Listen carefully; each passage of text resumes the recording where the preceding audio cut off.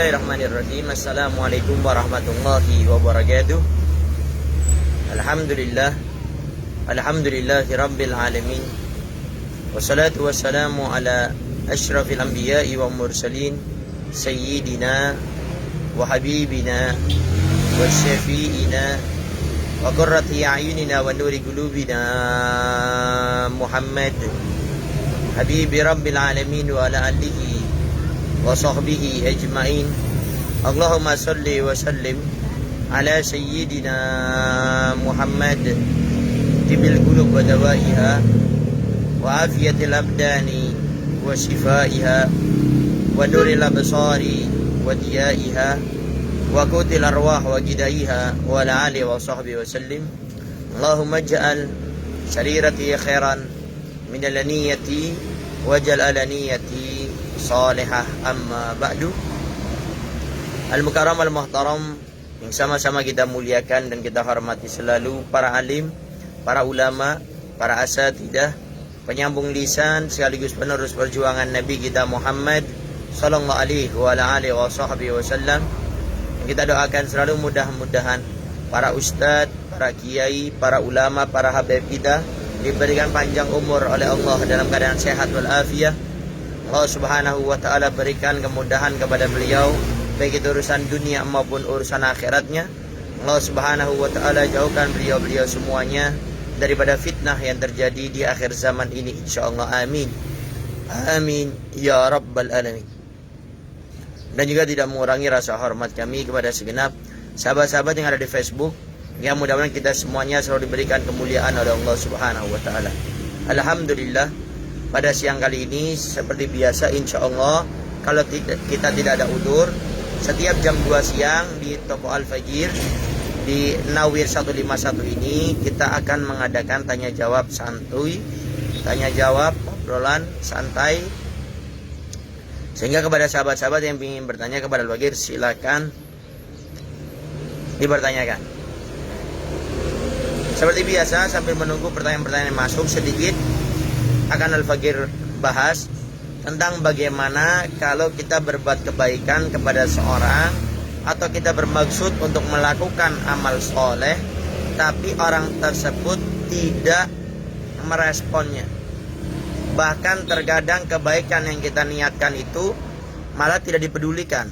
Bahkan mungkin ada orang berbuat dolim dengan kebaikan yang kita lakukan, baik menfitnah kita ataupun mungkin mengatakan kita soalim, atau mungkin lebih daripada itu mengatakan bahwa kita ini punya maksud di balik itu semuanya. Nah, sehingga fondasi pertama yang harus kita bangun tatkala kita berbuat kebaikan kepada orang lain adalah saya berbuat kebaikan, niat saya hanya karena Allah. Itu dulu yang diingat. Jadi saya berbuat kebaikan ini karena Allah, bukan karena manusia. Mau manusia menganggap kebaikan saya atau tidak, mau manusia orang lain menganggap kebaikan saya ini adalah cari muka, mau dia menganggap kebaikan saya ini hanya ada kepentingan di balik kebaikan yang saya lakukan, tidak usah pedulikan. Pokoknya saya berbuat kebaikan ini yang saya harap adalah ridhonya Allah subhanahu wa ta'ala. Yang saya harap adalah syafaat Nabi Muhammad sallallahu alaihi wasallam.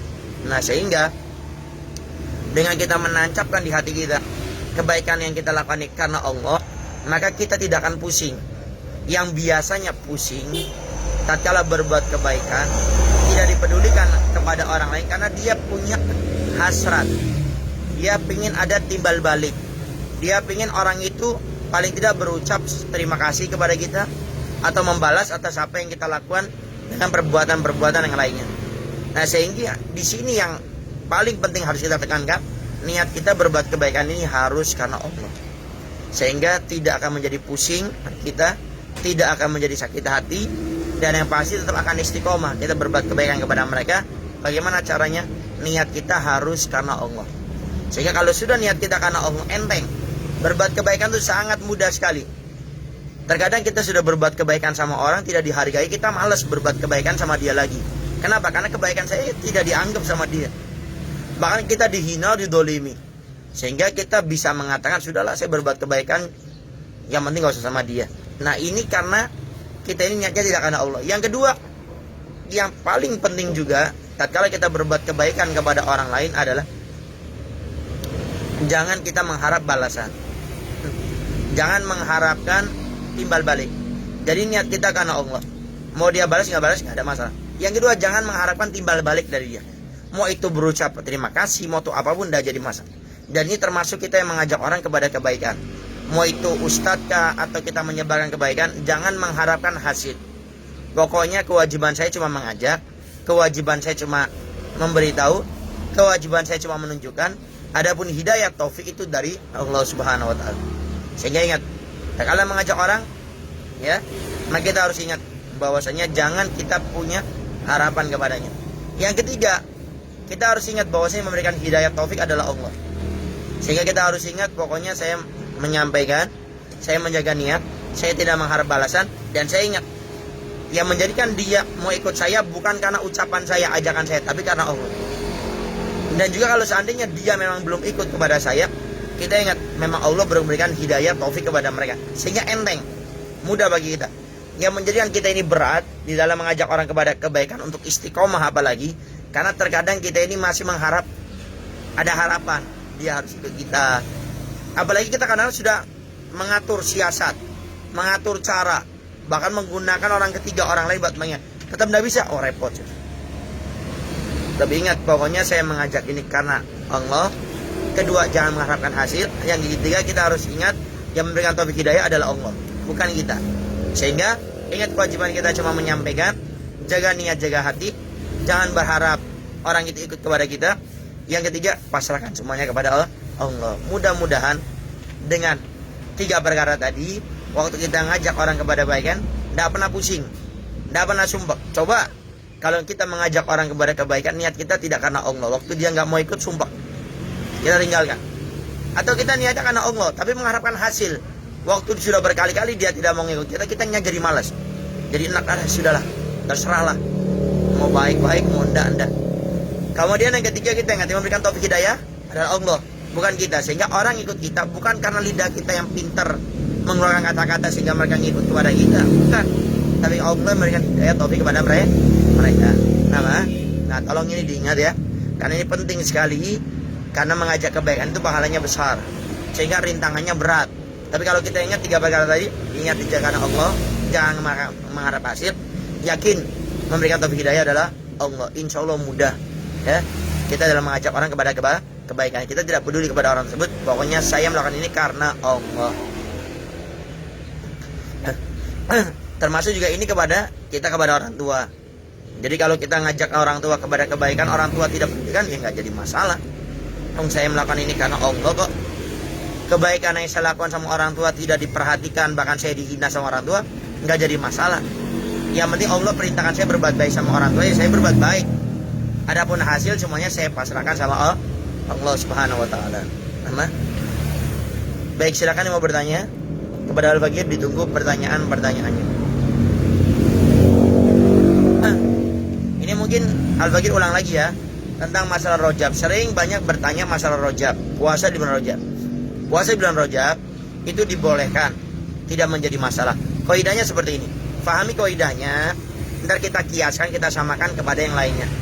Kaidahnya, segala kebaikan yang dianjurkan dilakukan di luar bulan Rajab, kalau masuk bulan Rajab, sangat lebih dianjurkan lagi. Kalau diingat, segala sesuatu yang dianjurkan dilakukan di luar bulan Rajab, masuk bulan Rajab lebih sangat dianjurkan lagi untuk dilakukan. Ya, sehingga puasa di luar bulan Rajab dianjurkan, masuk bulan Rajab sangat lebih dianjurkan lagi. Berzikir di luar bulan Rajab dianjurkan, masuk bulan Rajab lebih sangat dianjurkan lagi. Pokoknya segalanya. Yang kedua, tidak ada puasa di bulan Rajab yang pahalanya itu per hari. Hari pertama 80 tahun, 3 hari berturut-turut 7, itu tidak ada. Ya, pokoknya kita puasa sudah, kita pasrahkan semua pahalanya kepada Allah. Ya, sehingga tidak usah pakai terlalu mengarang, karena ada 2 kubu ekstrim tentang puasa di bulan Rajab. Ada yang pertama mengatakan ekstrim seperti tadi, pahalanya luar biasa, tidak ada itu. Atau yang kedua melarang, puasa boleh-boleh saja, tidak menjadi masalah. Imam Syafi'i melarang puasa cuma di 5 waktu saja, hari Idul Fitri, hari Idul Adha, 3 hari Tasyrik, 11, 12, 13 Dzulhijjah. Selainnya diperbolehkan. Dzikir apa saja boleh, tidak menjadi masalah. Cuma dzikir yang sering dibaca di pondok pesantren Al-Faqir, di Darul Dakwah Bangil Pasuruan, di Dalwa, itu membaca Rabbighfirli warhamni watub alayya. Rabbighfirli warhamni watub alayya, dibaca 70 kali habis salat fardu. Rabbighfirli warhamni watub alayya. Rabbighfirli, ya Allah ampuni aku. Warhamni, berikan kasih sayangmu kepadaku. Watub alayya, berikan pintu tobatmu kepadaku. Itu dibaca 70 kali habis salat fardu. Nah, baik. Apakah boleh puasa full di bulan Rajab? Puasa full boleh. Cuma sebagian madhab di luar madhab Imam Syafi'i, kalau tidak salah, mengatakan jangan difulkan. Tapi kalau bisa dikasih bolong, baik itu sehari atau 2 hari. Yang penting jangan difulkan. Dan keluar dari khilafnya para ulama itu jauh lebih baik. Sehingga lebih baik jangan difulkan. Nah, apakah boleh puasa Rajab digabung dengan puasa qadha, ya, atau puasa wajib? Puasa qadha, puasa wajib digabung dengan puasa sunnah itu boleh. Yang penting tidak usah diniatkan puasa sunnahnya. Otomatis langsung dapat. Pokoknya kita akan melakukan puasa sunnah dan puasa Rajab. Cuma niatnya tidak usah pakai diselipkan puasa sunnahnya. Kenapa? Karena sebagian para ulama mengatakan kalau digabungkan tidak sah puasanya, karena niatnya sudah berbeda. Yang satu sunnah, yang satu wajib. Nah, Allah.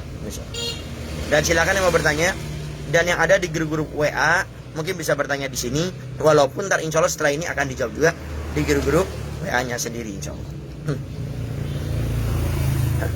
Baik, kita masuk kepada pertanyaan. Ada Iwa Kartiwa. Assalamualaikum warahmatullahi wabarakatuh. Waalaikumsalam warahmatullahi wabarakatuh. Saya selalu ya Habib Sumedang menyimak. Masya Allah. Kita kemarin rutinan ya di Sumedang. Dan ini barangkali yang baru tahu, ini toko Al-Faqir, ya. Nama tokonya Nawir 151, ya. Coba salah. Antum di Facebook mana? Bentar yang mau tahu lebih banyak, lihat di Facebook, di Instagram, kemudian di Telegram, ya, itu ada, ya, dan juga di Shopee, itu ada toko Al-Faqir. Ini menyiapkan macam-macam dari keperluan anak-anak kecil, kita ada, insya Allah semuanya. Kemudian yang perempuan, insya Allah kita ada daster, ada gamis warna, gamis putih. Yang laki-laki, apalagi seperti kopi yang Al-Faqir pakai ini, kopi ya Son'a, takwa yang seperti ini, takwa polos, gamis Indo atau gamis Haromen, itu ada semuanya. Kita ntar juga ada minyak wangi yang baru datang. Kemudian kita ada tasbih digital banyak. Dan seperti biasa di akhir-akhir kita akan beritahu di toko Al-Faqir ini ada apa saja, dan akan kita beritahukan satu item, ya, satu barang, ya. Dan doakan mudah-mudahan ini toko menjadi wasilah agar khususnya Al-Faqir bisa menjaga niat dan hati tatkala mengajar dan tatkala memberikan acara-acara keagamaan, mau itu rutinan ataupun yang tabligh akbar. Karena pesan Guru Al-Faqir Dr. Habib Syekh Baharun itu kalau bisa Ustadz itu punya pegangan, yaitu dagang atau apa, sehingga bisa lebih menjaga niat dan hatinya. Tempatnya alhamdulillah kita di pinggir jalan. Kita di pinggir jalan. Toko Nawir 151. Ya, ntar bisa di bawah, ya. Di Facebooknya namanya Nawir Window Haji. Pakai Window Haji, Nawir Window Haji. Tapi kalau di Instagram dan juga di Twitter Nawir 151, ya. Nah, kita pas pinggir jalan. Tempatnya di Kuningan, di Kelurahan Window Haji, ya. Silakan yang daerah Kuningan bisa mampir, bisa langsung lihat. Kita macam-macam, ada siwak juga kita ada, ya. Ntar insya Allah akan kita tunjukkan. Ntar insya Allah ada admin yang akan memberitahu. Nah, di copy aja. Baik, ntar dia di bawah. Alamat media sosialnya di mana? Ada Iwa Kartiwa. Assalamualaikum warahmatullahi wabarakatuh. Ini sudah. Ada Pak Faudil. Semoga sehat selalu ya Habibana, amin ya rabbal alamin. Ada Suhu Rahayu, alhamdulillah Sumedang hadir. Masya Allah Kang Suhu, sehat ya, amin. Ada Ali Tangguh, ada Indra Gunawan. Assalamualaikum. Waalaikumsalam warahmatullahi wabarakatuh. Abang Beb mau nanya, Beb, apa hukumnya main game online? Pertama, main game online kalau tidak ada maksiatnya diperbolehkan. Ada main game online yang judi, itu sudah pasti haram. Jadi tidak ada unsur maksiatnya. Yang kedua, tidak melupakan menaikkan kita kepada Allah. Ada orang main game online tapi sampai sholatnya diakhirkan, perintah orang tua diakhirkan, dia punya kewajiban dia tinggalkan, maka ini hukumnya haram. Jadi game online tergantung dua tadi. Pertama, tidak ada pelanggaran syariat. Yang kedua, tidak mengakhirkan akan kewajiban-kewajiban dia, baik itu kewajiban yang kepada Allah atau yang sifatnya kepada manusia. Wallahu a'lam. Cuma keluar daripada itu semua, itu perkara mubah. Sebetulnya sih tergantung bagaimana kita niatnya. Kalau sekedar untuk hiburan tidak jadi masalah, cuma lebih baik diisi dengan yang lainnya, ya. Tapi kalau mau diisi itu tidak jadi masalah. Tapi takutnya, apalagi yang sekarang ini gara-gara game online, kewajiban kita kepada Allah keteteran. Dan terkadang juga sampai kita kewajiban sama orang tua disuruh nggak mau, maka lebih baik tidak usah. Nah, wallahu a'lam bishawab. Ada Bu Dede, assalamualaikum. Waalaikumsalam warahmatullahi wabarakatuh. Allahumma shalli ala sayyidina Muhammad wa ala alihi washabihi wasallam. Amin. Allahumma shalli alaihi wasallam. Semoga Habib sehat selalu, amin ya rabbal alamin, dan antum semuanya insyaallah. Ada Iwa Kartiwa, assalamualaikum warahmatullahi wabarakatuh. Waalaikumsalam warahmatullahi wabarakatuh. Izin bertanya, apa amalan supaya cepat terbebas dari riba, semua utang cepat lunas, dan tidak lagi memikirkan harus mengulanginya lagi? Yang pertama, kita harus menyadari itu suatu keharuman, itu suatu yang dilarang dalam agama, itu suatu yang dimurkai oleh Allah Subhanahu wa taala. Sampai orang yang berurusan dengan riba, di dalam Al-Qur'an itu Allah firmankan, orang yang berurusan dengan riba, maka dia sudah mengajak aku untuk berperang. Sehingga hidupnya nggak pernah senang. Makanya kalau pengen kita senang, ya lepaskan diri kita daripada riba. Sadari itu kesalahan, kemudian lepaskan. Walaupun kalau kita ini rugi, lebih baik rugi dunia daripada rugi di akhir. Ya, pokoknya yang pertama, kita harus menyadari kesalahan. Kedua, kita lepaskan, jangan berurusan lagi. Kemudian yang ketiga, kumpul dengan orang-orang soleh. Karena iman kita pasti masih begitu tipisnya, begitu mudahnya untuk ketarik lagi. Kumpul dengan orang-orang soleh, dengan ustadz, ya ulama, lalu istiqomah hadir majelis taklim. Insya Allah itu akan membantu keyakinan kita, hijrah kita untuk meninggalkan namanya riba. Kemudian yang paling penting, ingat, orang yang berurusan dengan riba itu makan haram. Nabi kita Muhammad SAW sudah pernah menegaskan, kullu lahmin nabata min haramin fannaru aula bihi. Setiap daging yang tumbuh dari yang haram, maka neraka tempat yang pantas baginya.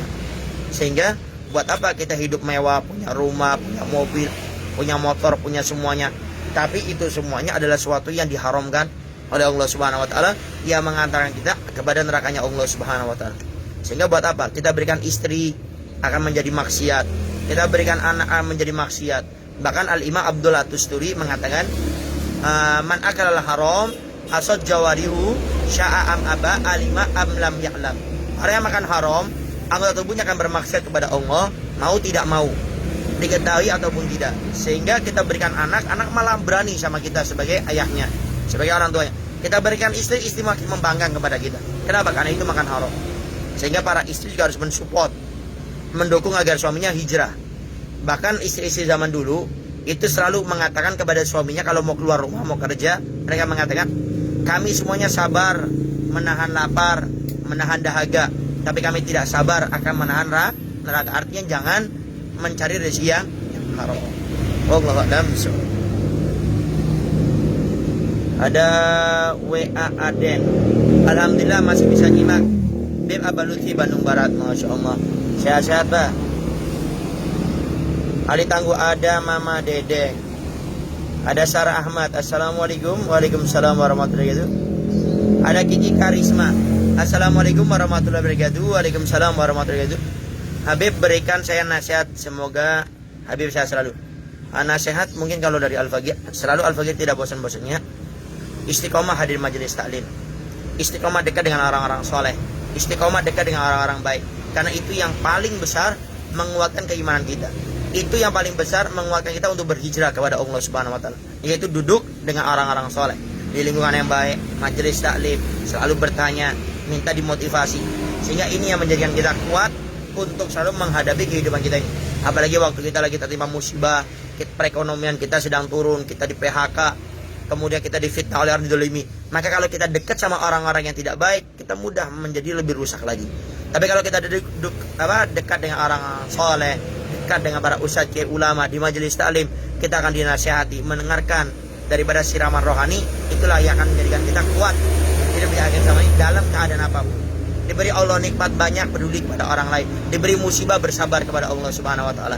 Diberi nikmat lebih, bersyukur kepada Allah Subhanahu wa taala. Makanya kata Nabi, dengan siapa engkau duduk, seperti itu akhlakmu. Bahkan kata Nabi, seseorang agamanya tergantung temannya. Wallahu a'lam bishawab. Ada Ali Tangguh, waalaikumsalam. Ada Gima Indramayu, assalamualaikum Habib Novel, waalaikumsalam warahmatullahi wabarakatuh. Ada salam dari sahabat-sahabat Gima Indramayu, masya Allah. Semangat selalu, masya Allah kumpulannya.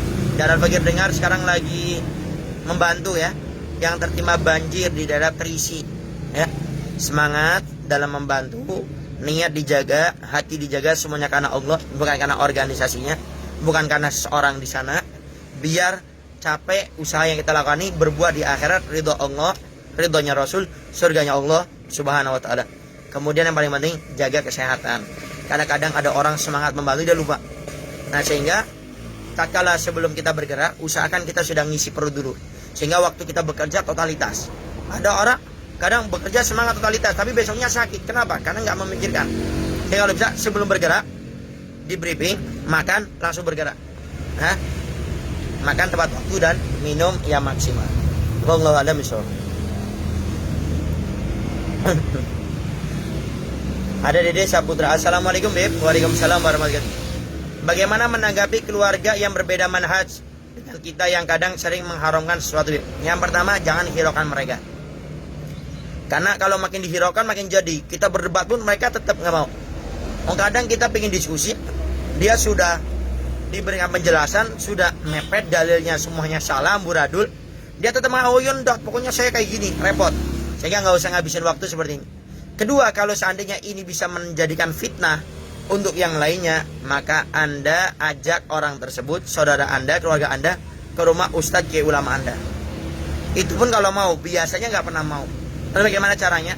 Anda siasati, Anda buat kumpulan keluarga Anda semuanya, mau itu setahun sekali, setahun 2 kali, kemudian panggil ustadz kiai ulama yang enggak, yang ntar bisa memberikan penjelasan, tinggal diatur ya. Pokoknya dia tidak boleh untuk menyebarkan, dan kita harus gencar untuk memberitahu bahwasanya ini tidak benar. Kalau orang pada nanya dalilnya apa, Anda tanya kepada ustadz kiai ulama, ntar mereka dibawa saja, atau Anda dengarkan, Anda berikan, atau ntar ada telepon orang tersebut untuk menjelaskan ustadz kiai ulama Anda kepada keluarga Anda yang mulai ragu. Karena ini tidak boleh dibiarkan. Jadi prinsipnya seperti ini. Kalau dia tetap menyebarkan, tidak boleh kumpul sama Anda. Bukan memutus silaturahmi, tapi menjaga yang lainnya. Nama Allah a'lam bishawab. Jadi tinggal tekankan, pokoknya di kumpulan kita tidak ada pembahasan seperti itu.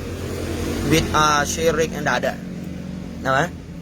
Ada aswaja. Assalamualaikum, waalaikumsalam warahmatullahi wabarakatuh. Mau tanya Beb, mengucapkan usolli dalam sholat ajaran dari Rasul atau bukan?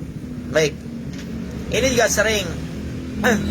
Ini yang berbeda manhaj dengan kita, sama seperti tadi.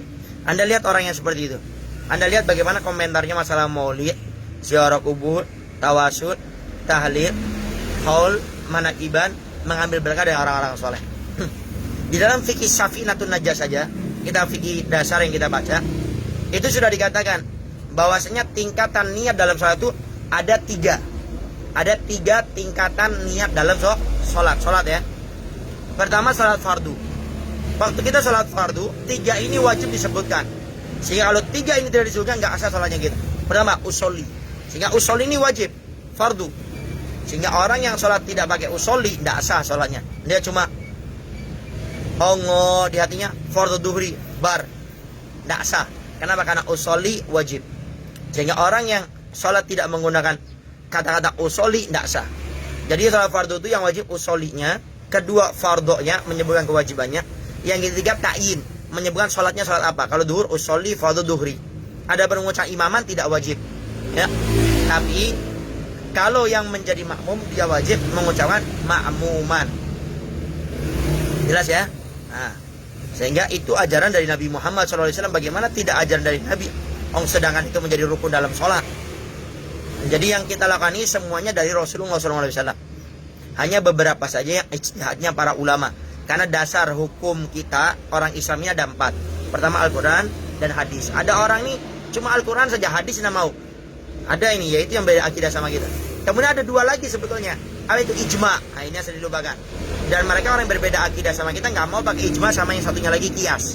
Ijma itu kesepakatan umat Nabi Muhammad SAW dari masa ke masa, dari zaman ke zaman setelah meninggalnya Nabi. Siapa umat itu? Ya para ulama, bukan orang sembarangan seperti kita. Yang ketiga kias, yaitu menyamakan satu hukum yang tidak ada dalam Al-Quran disamakan. Dan itu tugasnya para ulama, bukan tugasnya orang kita. Contoh, mukul orang tua. Coba cari dalam Al-Quran. Mukul orang tua, nggak ada dalilnya.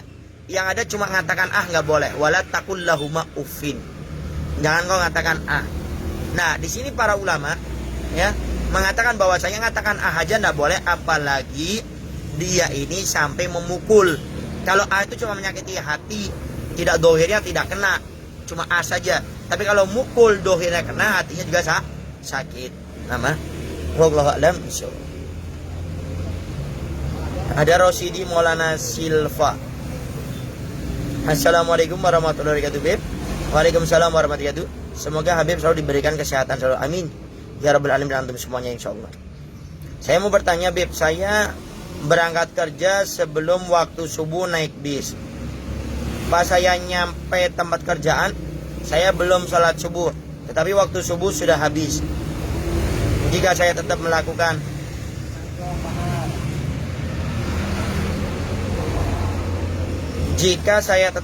sholat subuh, apakah sah sholatnya? Terima kasih. Baik.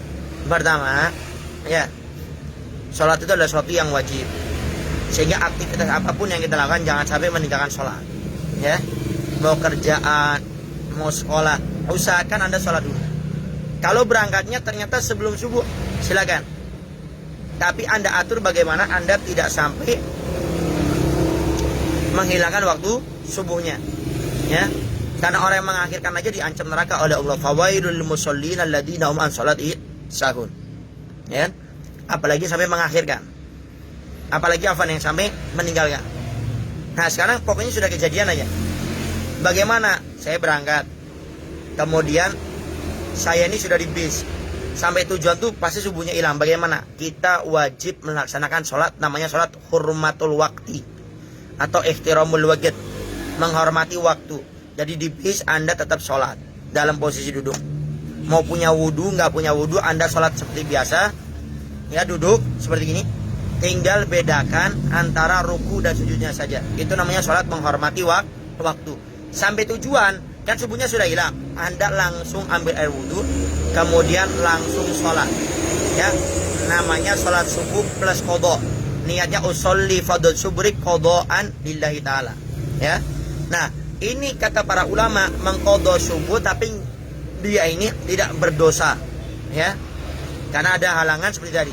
Tapi kalau dia di bisnya tidak sholat hormatul waktu, maka dia itu wajib mengqadha, nyampe tempat harus qadha, tapi plus mendapatkan dosa, ya.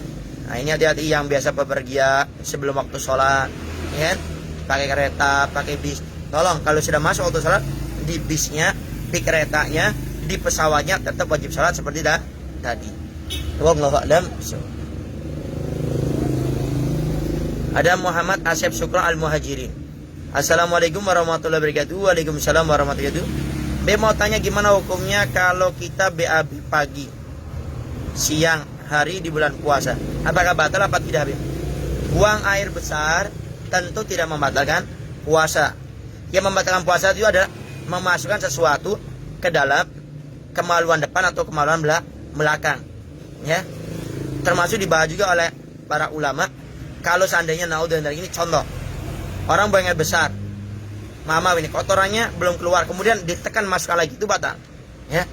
Karena yang membatalkan puasa memasukkan sesuatu ke dalam beberapa lubang.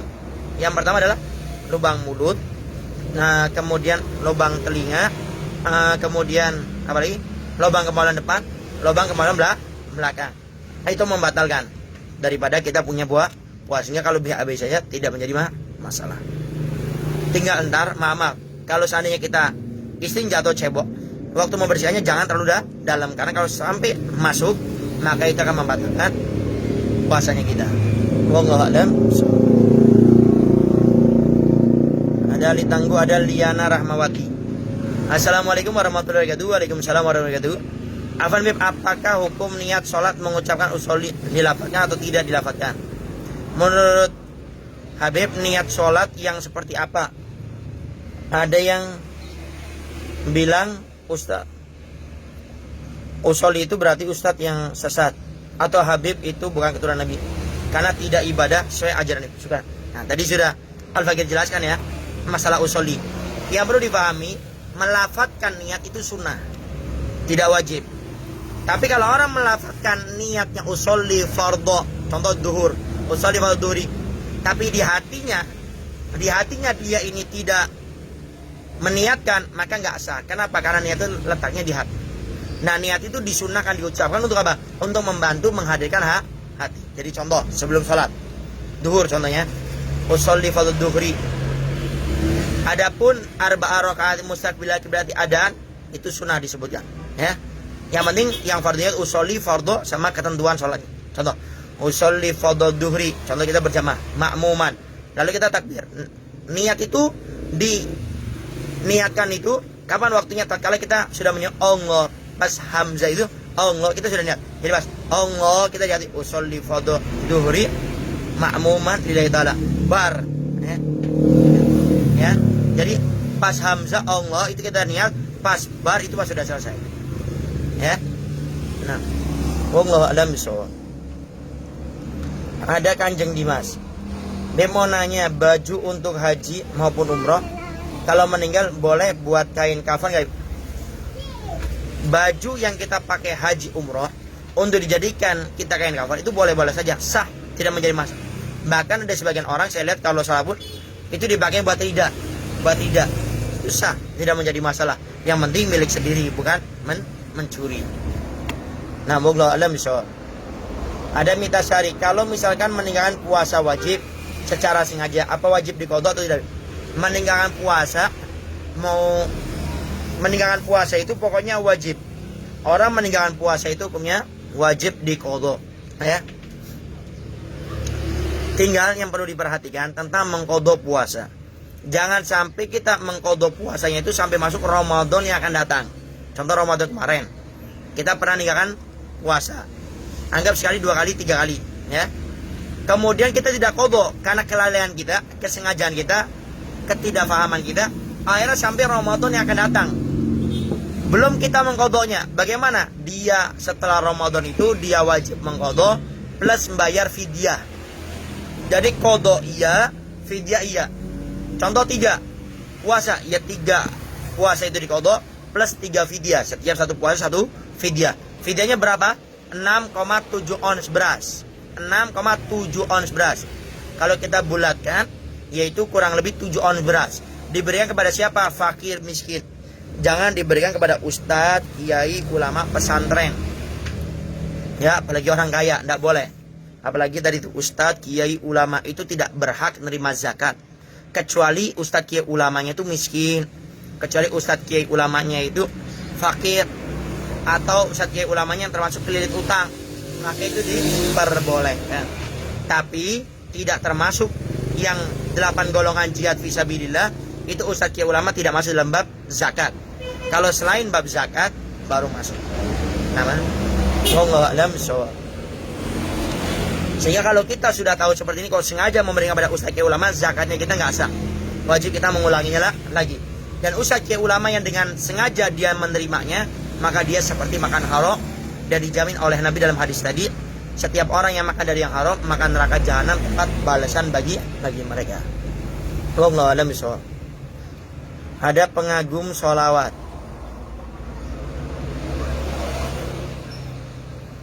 Assalamualaikum Habib. Waalaikumsalam warahmatullahi wabarakatuh. Mohon izin bertanya Habib, gimana kalau bayi umur 2 bulan selalu nangis malam? Apa solusi Habib? Terima kasih. Yang pertama, jangan kita suudon sama orang lain. Kita kadang suudon, oh di rumah saya ada setan. Oh anak saya kegandulan atau apa itu bahasa, diganggu setan. Segala sesuatu kata Allah berikan, pasrahkan kepada yang di bidangnya. agar kita tidak seudon, tidak aneh-aneh. Was'alu ahla dzikri in kuntum la ta'lamun. Kalau kalian nggak tahu, tanya sama yang tahu. Masalah bayi kesehatan tanya dokter. Jangan sampai ntar anak kita nangis sampai sakit, akhirnya udun-dalik sampai akhirnya meninggal. Ini banyak yang kadang-kadang aneh-aneh.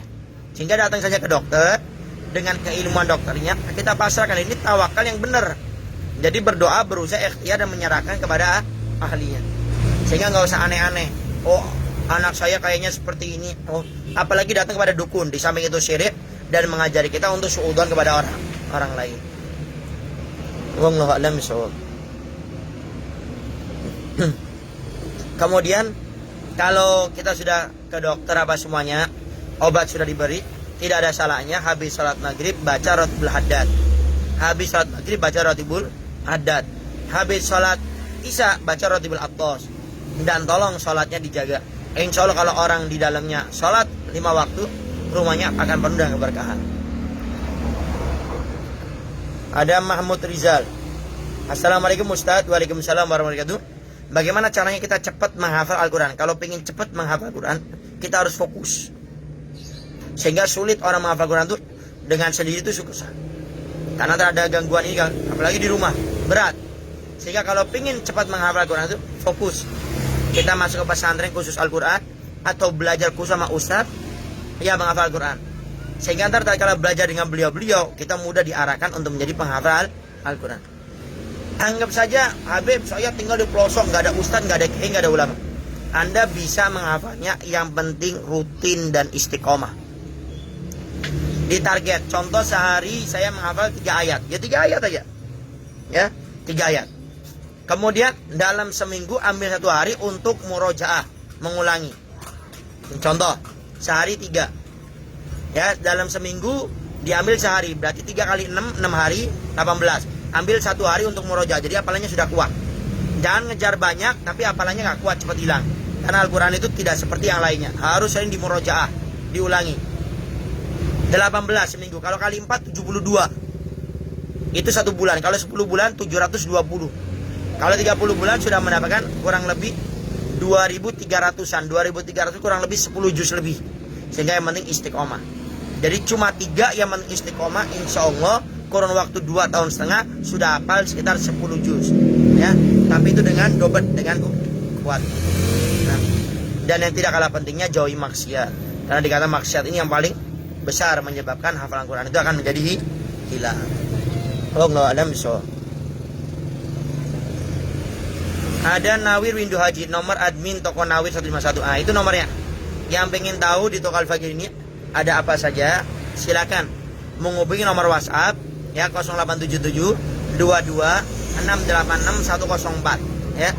Ntar nanya apa saja, insya Allah ada. Kemudian juga di Facebook ada namanya Nawir Windu Haji. Ada di Facebook Nawir Windu Haji ya. Di Instagram ada Nawir.151 ya, di Instagramnya. Ntar bisa diikuti. Di Shopee namanya Luya 2 ya. Di Telegram Nawir 151. Kalau tokonya ini berada di Jalan Jenderal Sudirman, samping Masjid Al-Mu'awana Windu Haji Kuningan, ya. Nah, pas pinggir jalan. Ya silakan yang daerah Kuningan bisa mampir, kita lihat ya.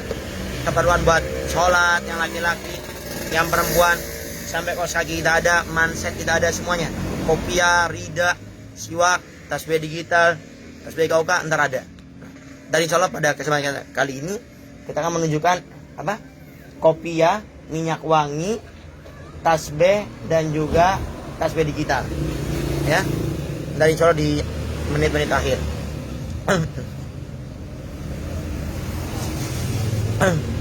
Ada Ali Tangguh, ada Abing.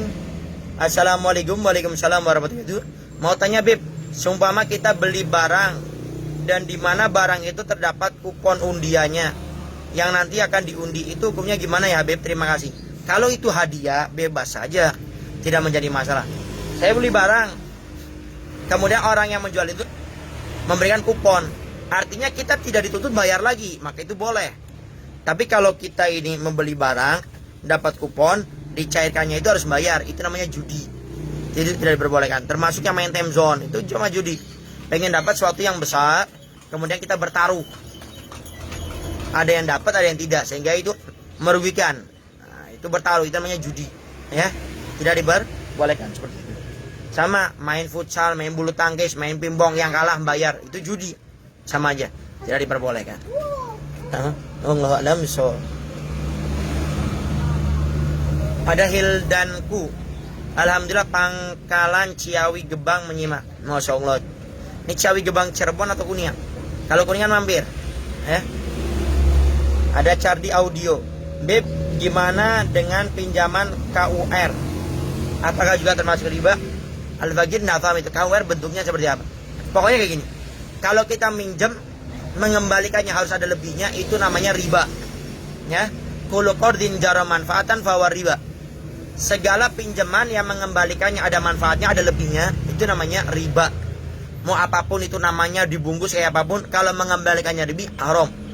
Koperasi bantu orang, tapi mengembalikannya harus lebih, riba. Ada salah satu instansi menawarkan pinjaman, tapi mengembalikannya harus lebih, namanya riba. Ya. Dan kata Nabi, orang yang berurusan dengan riba, dia itu sudah melakukan 70 pintu dosa. Dan paling ringannya dosa riba itu seperti berzina dengan ibunya sendiri. Ya, itu paling ringannya. Nama wallahu alam so.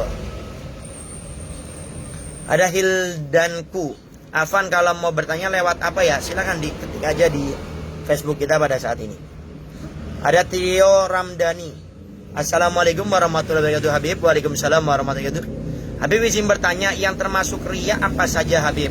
Terus bagaimana cara agar kita jauh dari sifat? Pertama, riya itu kebalikan ikhlas. Riya itu melakukan sesuatu bukan karena Allah, ada tujuan lain. Pertamanya karena Allah, kemudian berbelok, dia tidak kembalikan niatnya lagi kepada Allah, itu namanya riya. Berbuat kebaikan pengen dipuji, contoh, pengen mendapatkan jabatan, pengen mendapatkan uang, pengen mendapatkan terima kasih, pokoknya bukan karena Allah, itu riya. Dan riya itu kata Nabi, ar-riya tuhbidul amal. Riya itu bisa menghilangkan amal. Jadi selama ini kita beramal soleh banyak, itu bisa habis semuanya gara-gara riya. Nah, cara agar kita tidak riya, yang pertama kita harus merasa cukup dengan pujian, sanjungan, balasan dari Allah. Orang yang berbuat riya itu ingin dipuji, disanjung oleh orang karena dia merasa kurang, padahal Allah yang membalasnya, padahal Allah yang akan memberikan ganjaran kepadanya. Harus merasa cukup. Kemudian yang kedua, jangan merasa senang kalau dipuji oleh orang. Ada orang tuh kalau dipuji senang banget. Nah, jangan. Kalau dipuji orang, makanya kita diperintahkan untuk mengucapkan sholawat, atau kita perintahkan orang yang menguji untuk mengucap Masya Allah, agar kita tidak senang dengan pujian tersebut, dan juga agar kita tidak kena penyakit ain. Mungkin ada yang pernah mendengar ada namanya penyakit ain. Penyakit ain itu apa? Penyakit dari pujian.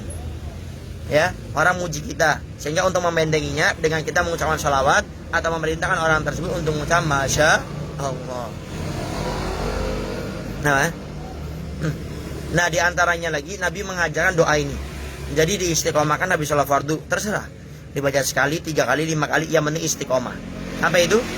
Allahumma inna na'udzubika min an nusyrika bika syai'an na'lamu wa nastaghfiruka lima la na'lamu.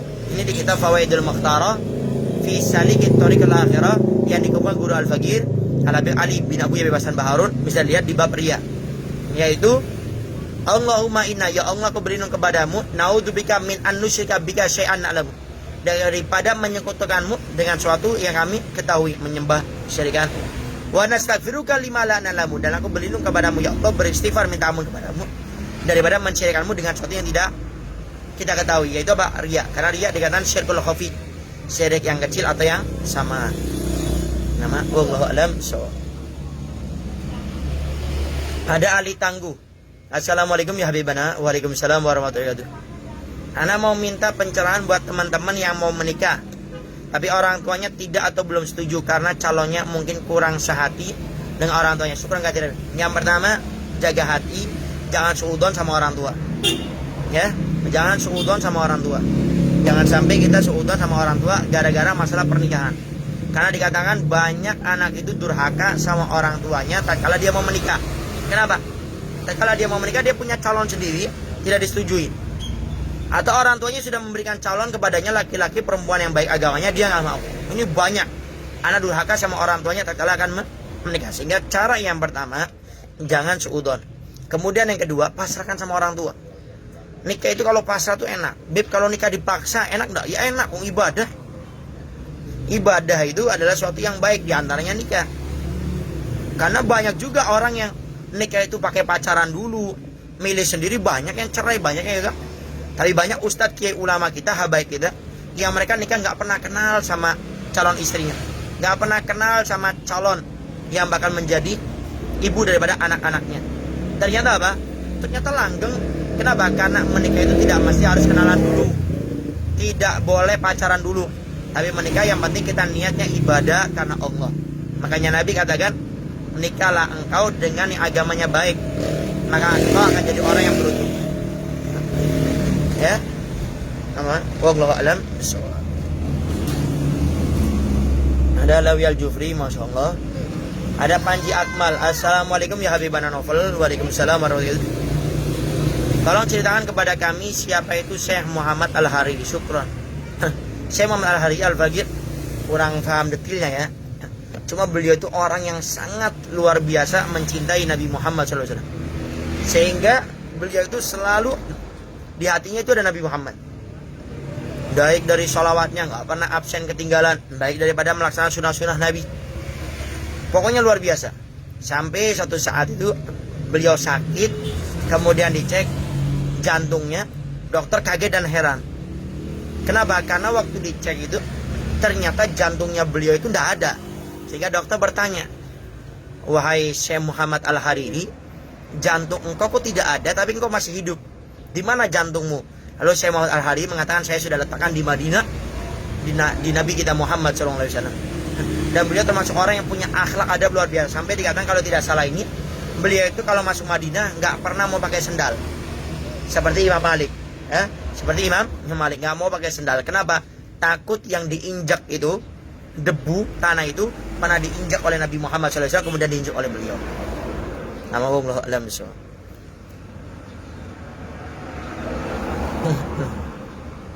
Afan kalau mau bertanya lewat apa ya? Lewat sekarang ini di Facebook.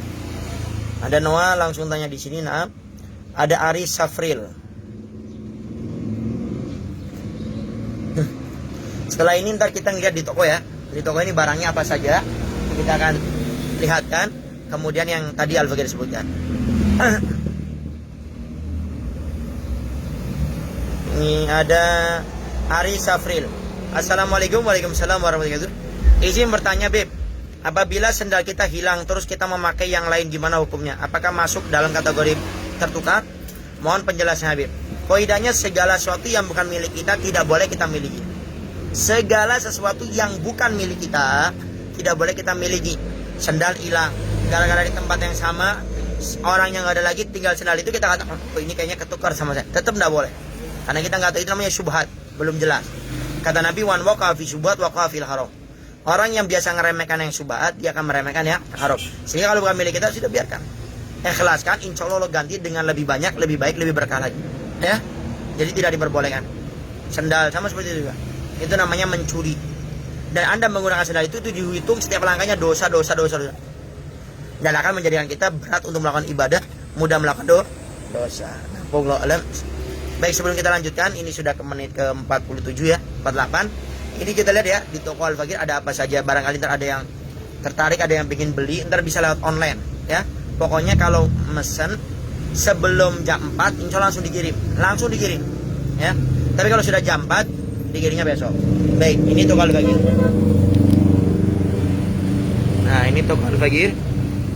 Kita ada kerudung, ada manset, minyak wangi, rida, semuanya. Yang pakaian anak kecil, yang gabungan orang tuanya. Nah, ini bentar lagi Idul Fitri, bisa apa? Couple ya. Jadi anak, insya Allah harganya jauh lebih terjangkau. Kemudian daster, semuanya kita ada. Takwa, kombinasi, macam-macamnya. Gamis Haromen, ya. Nah, yang sekarang pengen kita tunjukkan, yang pertama minyak wangi. Nah, minyak wangi kita ada. Ini harganya semuanya 15.000 ya, macam-macamnya. Kita ada merek pertama yang ini, Selena Gomez. Ya. Ini ada yang seperti ini.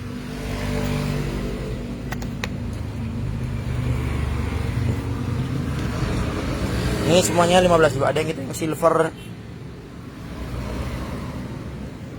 Ntar tinggal dilihat. Kalau kemarin bilang beberapa orang, Beb di sini murah. Biasanya 18.000, 20 ribuan bahkan lebih. Nah, kita di sini 15.000. Ini macam-macamnya. Minyak wanginya. Pakai minyak wangi itu sunnah, ya. Karena dikatakan Nabi Muhammad SAW itu selalu memakai minyak wangi itrun, ya. Ini 15 ribuan semuanya, ya. Baik, ini minyak wanginya. Macam-macamnya, ya. Nah, kemudian ada tasbih digital. Nah, tasbih ini dikatakan memiliki tajlib. Tajlib itu penarik. Makanya kalau kita pengen istiqomah berzikir, bersalawat, kalau bisa punya tasbih, mau yang digital atau yang kau gantar akan kita tunjukkan, ya. Nah, cuma yang kayak gini sekarang ini biasanya lebih praktis. Jadi ditinggal di tangan, tinggal kita pakai saja, ya. Jadi ada dorongan yang kuat. Nah, ini tasbih digital kita menjualnya cuma 8.000. Kalau ambil banyak sama. Ya, harganya cuma 8.000. Nah, anak biar dibiasakan berzikir, bersolawat, atau membaca dzikir bulan Rajab, Rabbi firli warhamni wa tub alayya 70 kali salat fardu. Nah, bisa ya seperti ini. Ini kita menjual cuma 8.000. Kemudian kita ada, itu belum turunin. Kita ada tasbih kauka. Ada yang bentuknya seperti ini. Ada yang bulat. Ada yang hitam enggak ada. Oh, yang ya.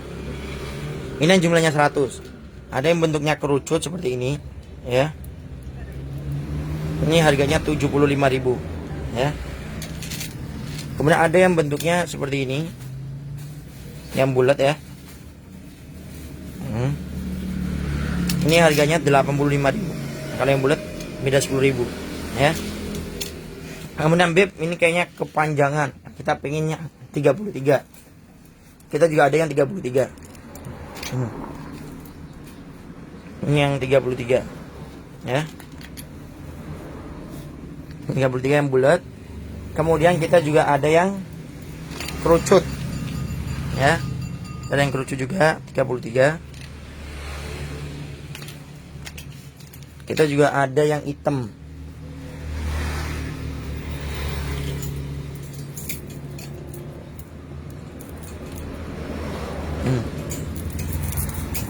Nah, kita juga ada yang hitam. Nah, ini yang 33 berapa? Sama semuanya. Nah, ini yang 33 mau yang hitam kerucut, yang bulat ini harganya 50.000, ya. Baik, itu dari minyak wangi, kemudian tasbih, baik itu yang digital ataupun tasbih yang kauka, ya. Kopiah. Nah, insya Allah ntar kopiah kita yang akan datang, ya. Nah, ini tasbih digital sekali lagi, ini 8.000 kita jual. Kemudian tasbih kauka yang jumlahnya 33, kita 50.000. Kemudian tasbih yang jumlahnya 100, ini harganya 75. Kalau yang bulat ini 85. Dan minyak wangi kita ada, harganya 15.000 semuanya. Ya. Dan tidak bosan Al-Faqih selalu mempromosikan siwak, ya. Ini siwak insya Allah setiap hari kita promosikan, karena orang pakai siwak ini pahalanya besar. Kata Nabi, rakaatan bi siwak khair min sab'i rakaatan bi ghairi siwak. Salat sunnah 2 rakaat pakai siwak lebih afdol daripada salat sunnah 70 rakaat tanpa pakai siwak, ya. Kita siwak insya Allah harganya juga sangat terjangkau. Kita harganya seperti ini 7.000, ya. Yang biasa Al-Faqih pakai 7.000. Kemudian yang seperti ini juga sama, ya. Ini 7.000 juga. Yang beda ini yang agak gede, yang jumbo. Nah, barangkali ada yang suka yang jumbo yang besar. Ini 7.500. Nah, ada yang Beb kalau pakai siwak biasa suka hilang. Sholat pakai siwak ulang hilang. Nah, kita juga menyiapkan yang pakai tempatnya. Ini ada siwaknya, ada tempatnya juga. Ini 12.000. Kalau mau beli tempatnya saja Beb, saya sudah punya siwaknya, tempatnya saja boleh. Berapa? Nah, kalau beli tempatnya saja boleh, ntar harganya cuma 6.000. Ya. Baik, kalau bisa punya siwak semuanya karena pahalanya besar. Di antaranya orang pakai siwak itu insya Allah meninggalnya usul khatimah, sakaratul mautnya mudah. Kemudian yang paling besar dapat ridhonya Allah Subhanahu wa taala.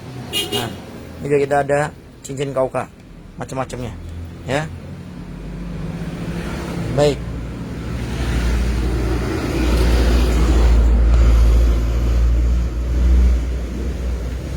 Baik, itu sekilas tentang toko ya. Insya Allah memang di setiap kajian kita nanti kita akan beritahukan toko ada apa saja, satu item setiap satu pertemuannya.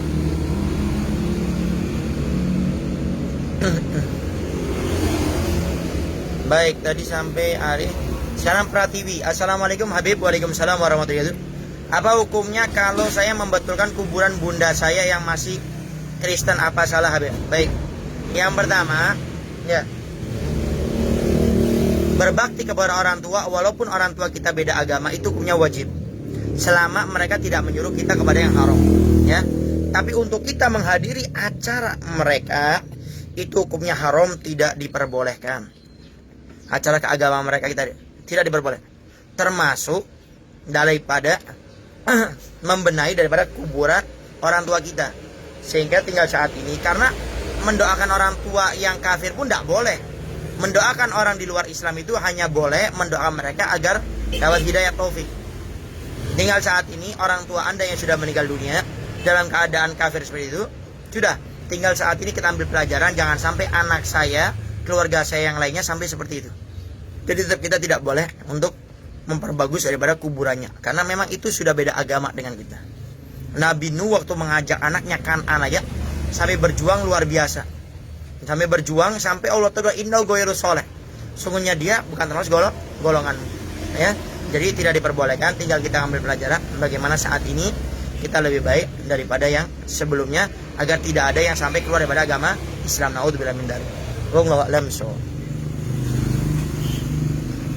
Ada Muhammad Rizal. Assalamualaikum Ustaz. Waalaikumsalam warahmatullahi wabarakatuh. Kalau kita buang angin, apakah diwajibkan kita siram? Buang angin itu tidak diwajibkan disiram. Kenapa? Karena itu bukan ada kotorannya, tidak ada najis yang berbentuk, ya. Kecuali maaf kalau Anda buang angin, ada maaf kotoran yang keluar. Nah itu baru wajib disucikan dan juga disiram, ya. Tapi kalau cuma buang angin saja itu kan tidak ada bentuknya, tidak ada kotorannya, maka tidak diwajibkan untuk disiram. Wallahu a'lam. Ada Noah. Mana tadinya? Assalamualaikum Habib. Waalaikumsalam warahmatullahi wabarakatuh. Afan izin bertanya, benar atau tidak saat kita sedekah makanan ke seseorang, lalu yang kita sedekahi beribadah, kita akan mendapatkan pahala yang sama, tapi saat tenaga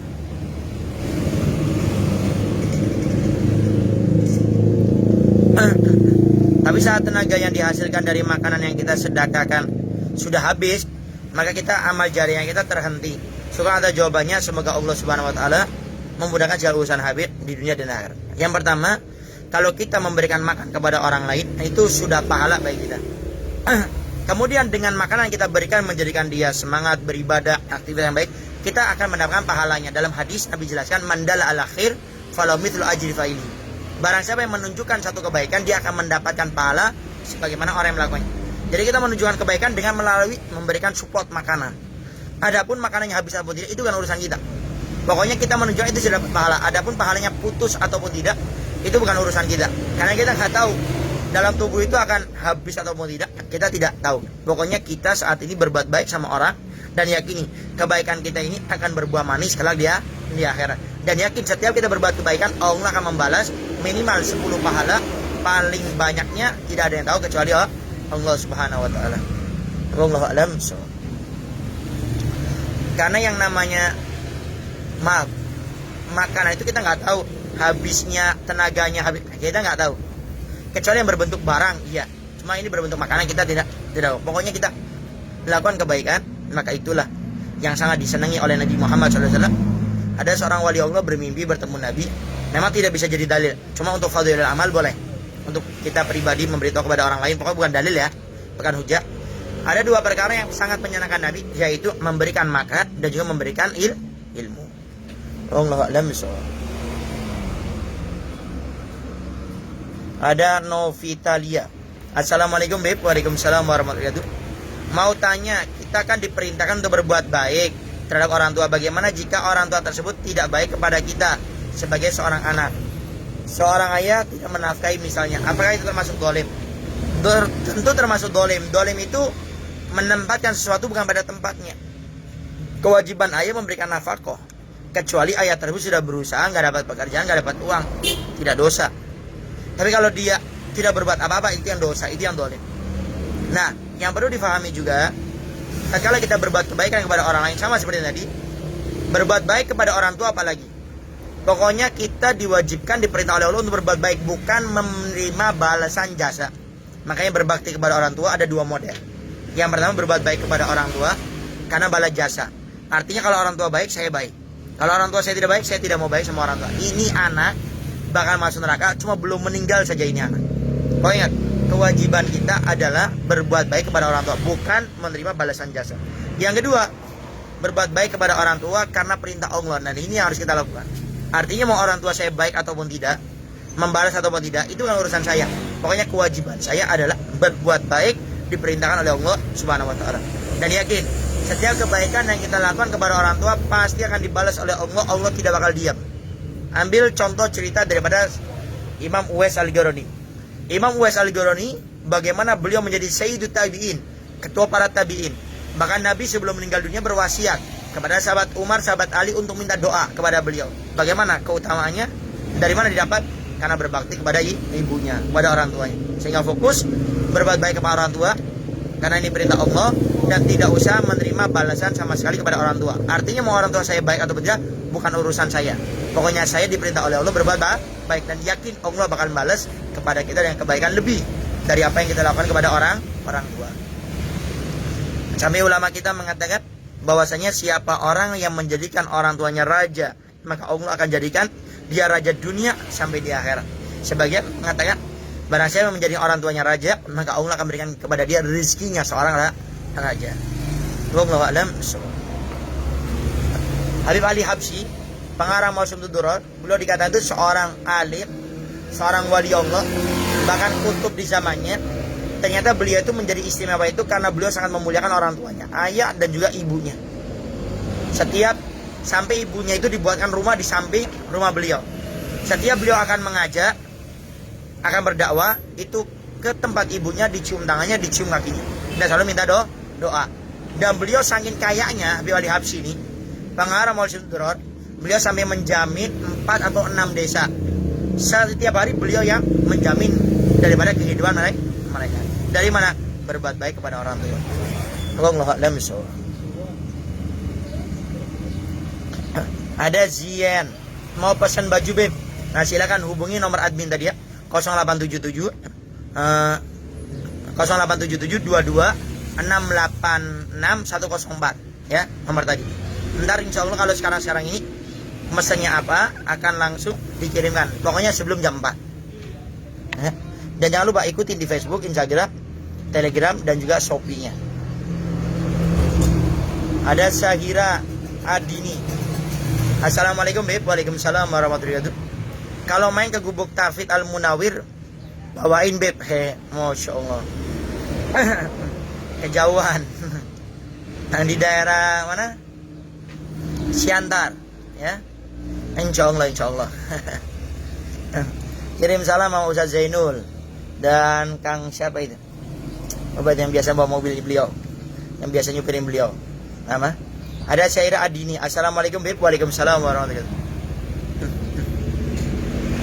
Hukum bersalaman dengan yang bukan mahram Beb.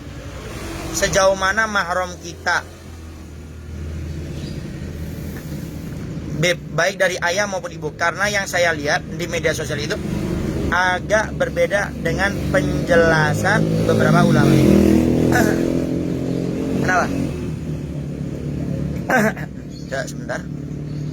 Ayo. Adam. Tanda tangan. Nah. Buat. buat ke Pak Haji Roni. Oh, belum dah. Cuma buatan baru gitu. Bukan foto-foto. Bentar.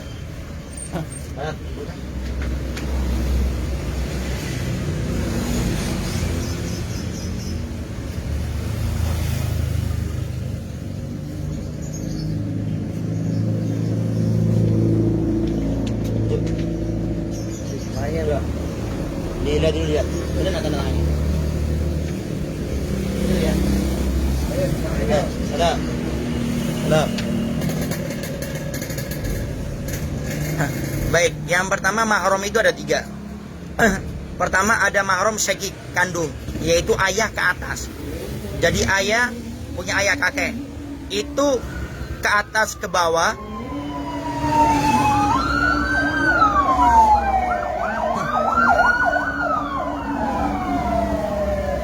Itu jadi mahramnya kita. Ayah punya adik punya kakak mahram. Ke atas kakek punya adik punya kakak mahram. Begitu juga ibu. Ibu punya adik kakak yang kandung ya mahram. Nah, kemudian ke atas nenek punya adik kakak nenek kandung kita yang kandung ya, itu mahram semuanya. Dan juga keponakan anaknya kita punya saudara, itu mahram. Kita adzan, kita jeda sejenak.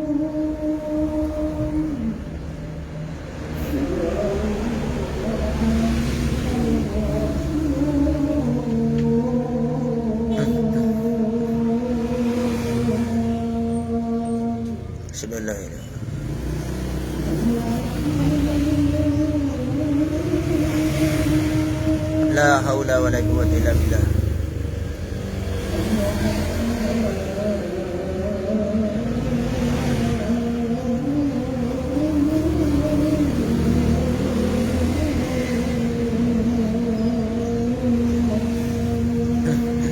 La haula wala quwwata illa billah.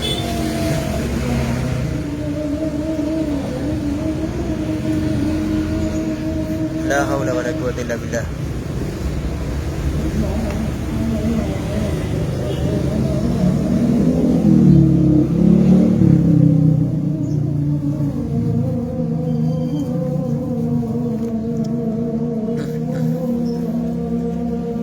La haula wala quwwata illa billah.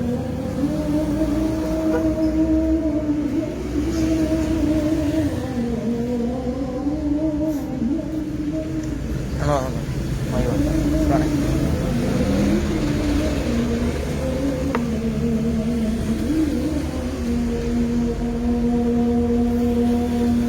La ilaha illallah Muhammad Rasulullah sallallahu alaihi wasallam. Allahumma rabb hadid wa tatammu sallallahu alaihi wasallam Muhammadin wasilah wa fadilah wa syarafat darajah wa la tirafiyah wa bakum Muhammad alladhi wada.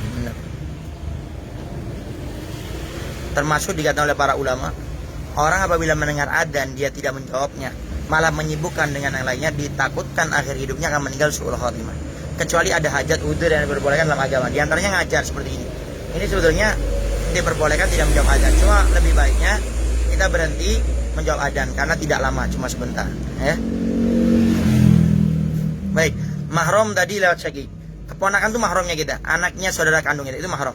Kalau anaknya paman atau bibi yang namanya sepupu itu kan mahram kita ya. Jelas ya, bukan mahram. Ingat ya, mahram itu adalah yang kita tidak boleh menikahinya dan kita tidak batal wudhu dengannya ya.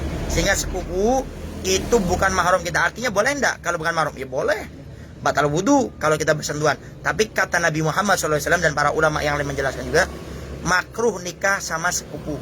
Kenapa? Ada 2 sebabnya. Pertama, karena terlalu dekat, sehingga kata para ulama kalau berhubungan serasa kayak tidak seperti umumnya.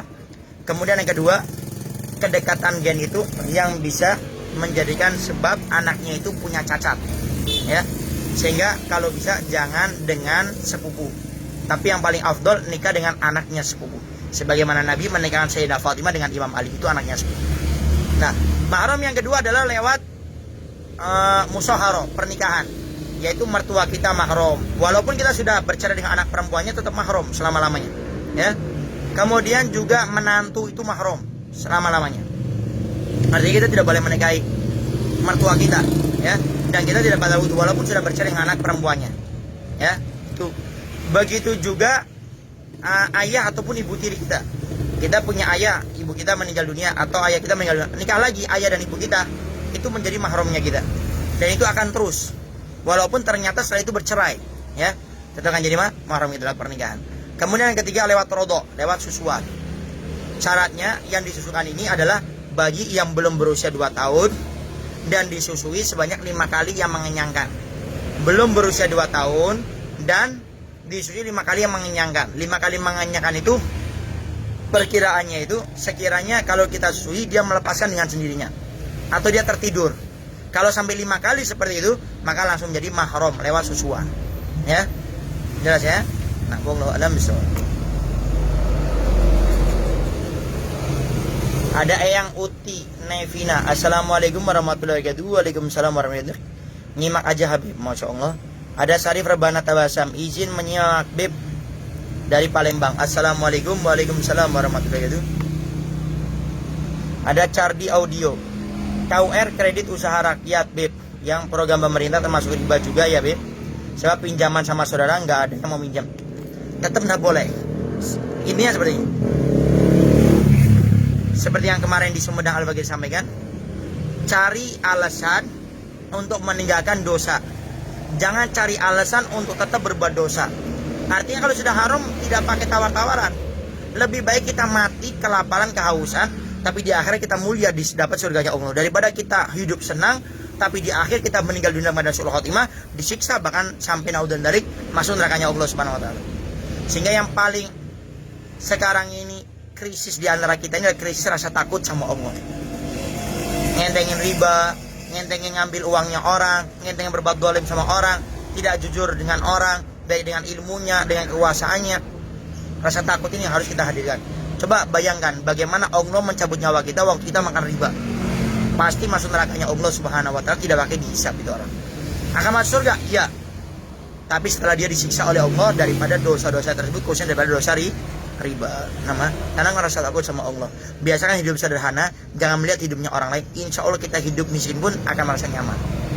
Duduk dengan orang-orang soleh di majelis taklim, selalu minta saran dan pendapatnya, dan minta kepada Allah agar diberikan keteguhan hati untuk bisa melewati segala sesuatu yang Allah telah berikan kepada kita, baik itu nikmat ataupun musibah.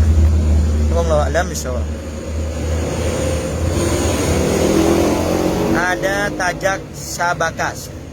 Assalamualaikum Habib. Waalaikumsalam warahmatullahi wabarakatuh. Ana mau bertanya, apabila kita mengucapkan begini Beb, ya Allah doakan Ana, apakah Ana jadi murtad atau tidak Beb?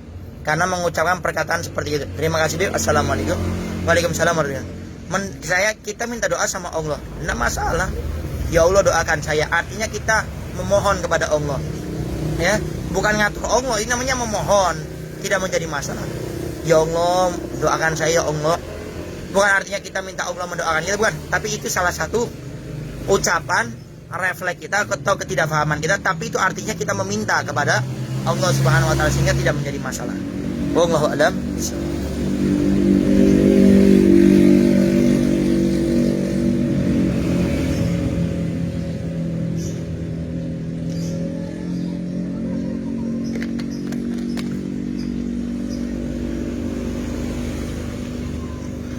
Ada Aris. Assalamualaikum Beb. Waalaikumsalam warahmatullahi wabarakatuh. Beb Afan, Ana nak nanyo Palembang ya, diperbolehkan atau tidak kita jawab sholawat pada saat khotib baca khutbah atau imam baca kunut nazilah, kunut subuh ya Beb? Atau kita jawab, atau kalau kita jawab pahala sholat Jumat kita berkurang, dan sholat yang memakai kunut nazilah, kunut subuh itu menjadi batal atau tidak?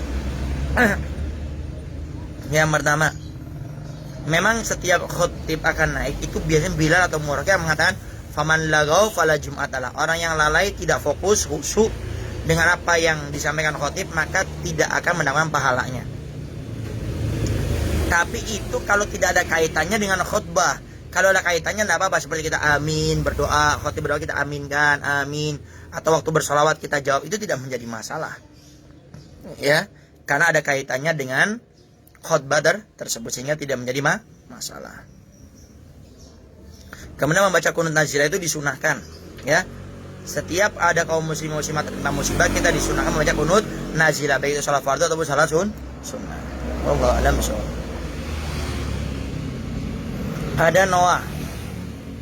Assalamualaikum Beb. Waalaikumsalam warahmatullahi wabarakatuh. Afan izin bertanya soal sendal yang tertukar. Bagaimana kalau sendalnya sudah terlanjur terpakai, bahkan sampai rusak, apakah tetap wajib mengembalikannya atau menggantikannya?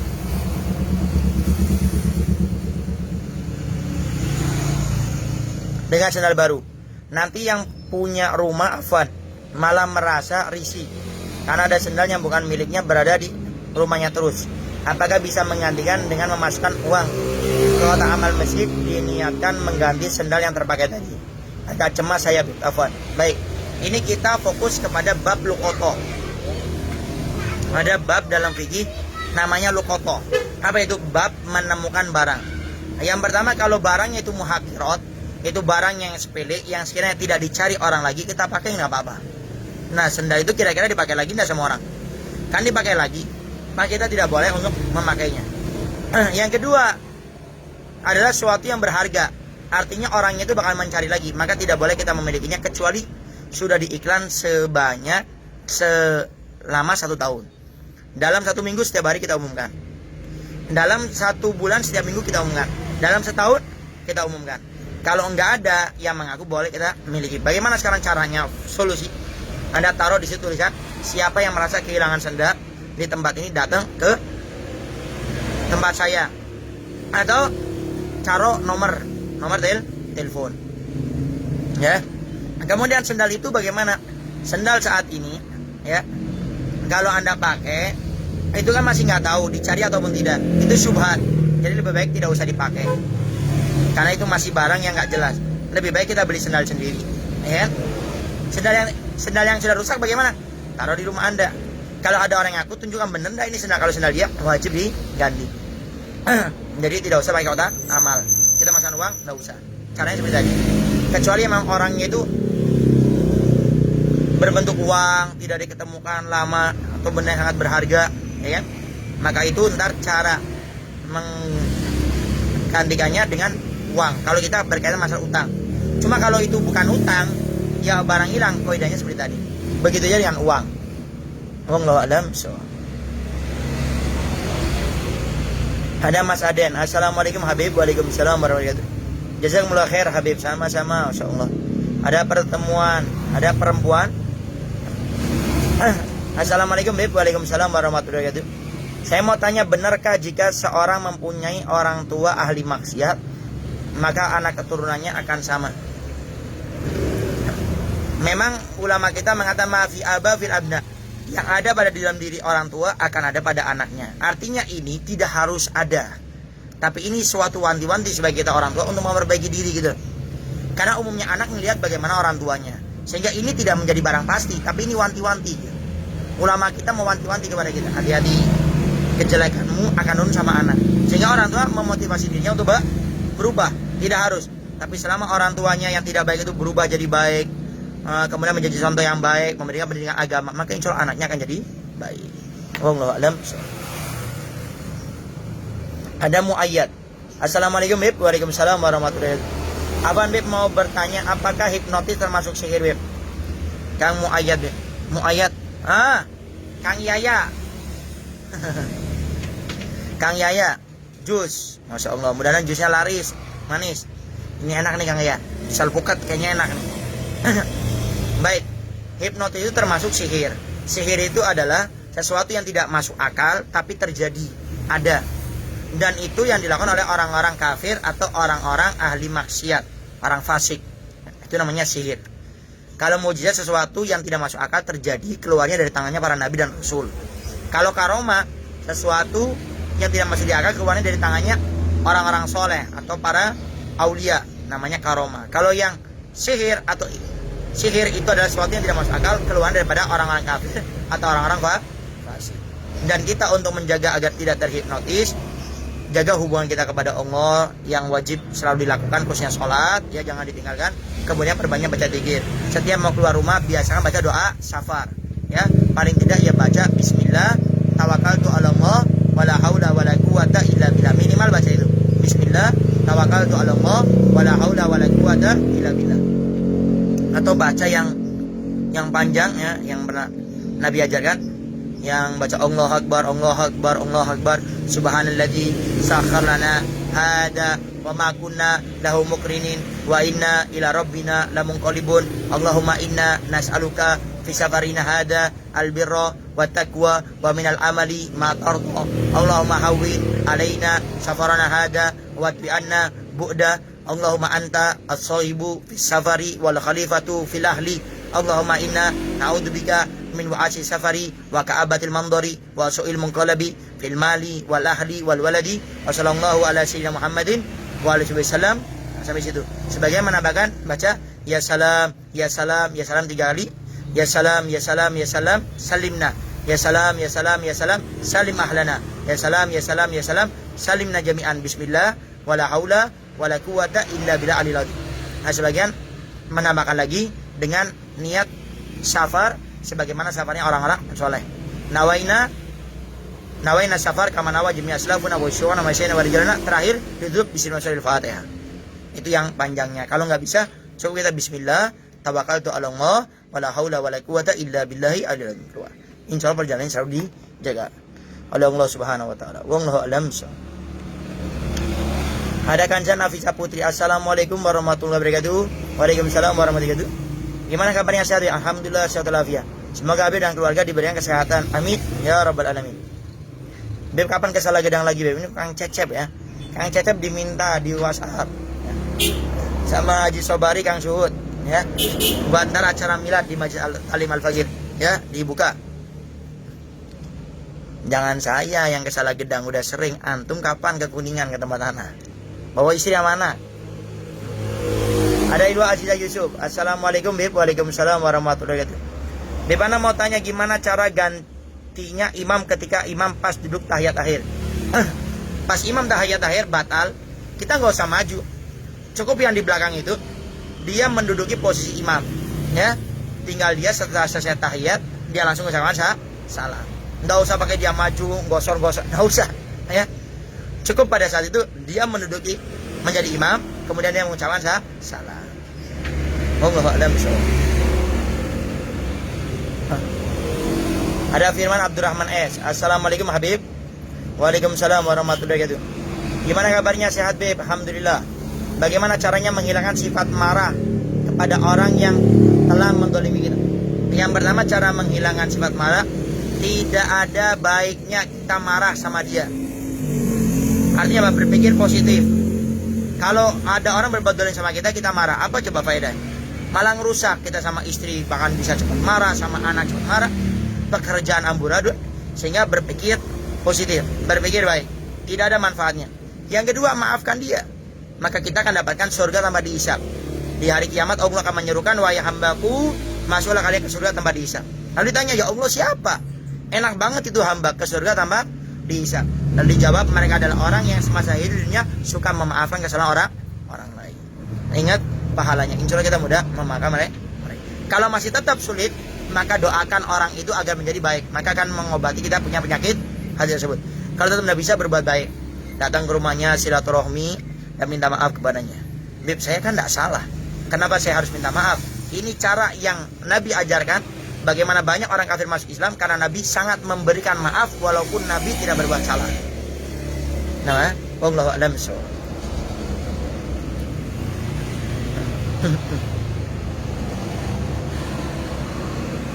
Ada Melda FA. Assalamualaikum Habib. Waalaikumsalam warahmatullahi wabarakatuh. Habib izin bertanya, kalau kita lagi mengqadha puasa terus dibatalkan, itu boleh tidak Habib? Hukumnya haram. Kita sedang mengqadha puasa, kemudian kita batalkan tanpa adanya sebab, itu hukumnya haram. Sama menjalankan kewajiban juga seperti itu juga. Kecuali puasa sunnah, ya. Tidak haram karena itu sunnah. Kalau wajib tidak boleh. Kalau tidak ada udzur, kecuali sakit, ya kan, baru kita diperbolehkan. Atau sesuatu yang ada membahayakan bagi diri kita, maka itu diperbolehkan. Wallahu a'lam bishawab.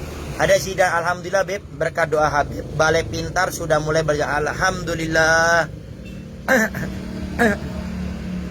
Ntar WhatsApp ya, WhatsAppan sama Al-Faqir ya. Ntar insya Allah Al-Faqir datang ke sana insya Allah. Alhamdulillah, alhamdulillah. Ini di daerah Astagfirullahaladzim. Kemana lagi ngisi di sana, nanya Balai Pintar, alhamdulillah.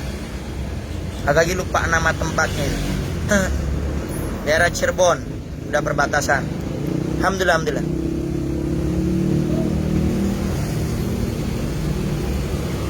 Assalamualaikum Bib, berkat doa dan support Habib, Balai Pintar sudah mulai berjalan. Alhamdulillah.